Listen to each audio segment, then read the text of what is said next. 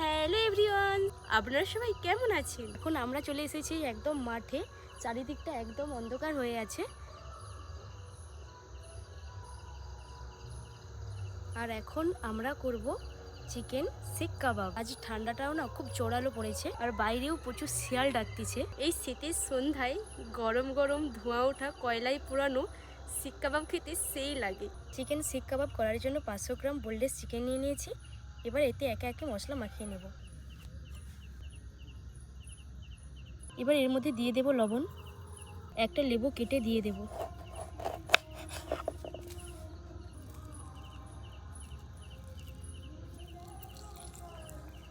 Chicken থেকে লেবুর বীজগুলো আলাদা করে নেব।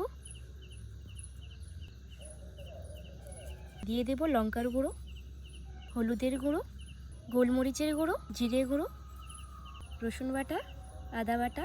এখানে আমি ধনেপাতা আর কাঁচা লঙ্কা বেটে রেখেছি, এটা আমি দিয়ে দেব। এবার সব উপকরণগুলো একসাথে ভালো করে মাখিয়ে নেব।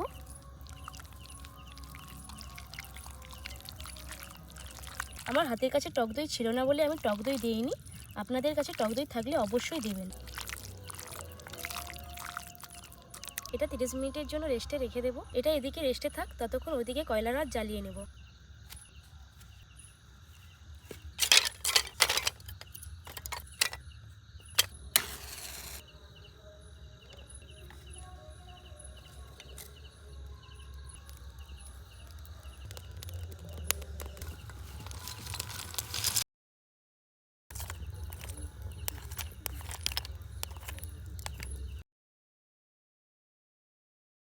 ওদিকে কয়লার আঁচটা প্রায় হয়ে এসেছে। এবার চিকেনগুলো শিকে ভরে নেব। দিয়ে দেব 2 চামচ ময়দা। আমি এখানে ময়দা দিয়েছি, আপনারা চাইলে বেসনও দিতে পারেন।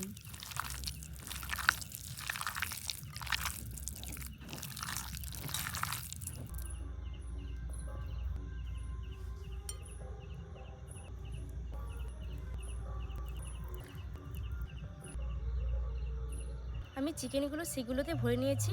এবার জ্বলন্ত কয়লার মধ্যে দিয়ে দেব।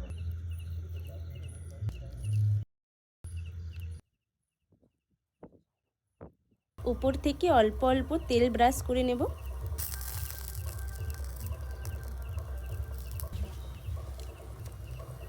চিকেনগুলো ভালোভাবে ঝলসানো হয়ে গেছে, এবার তুলে নেব।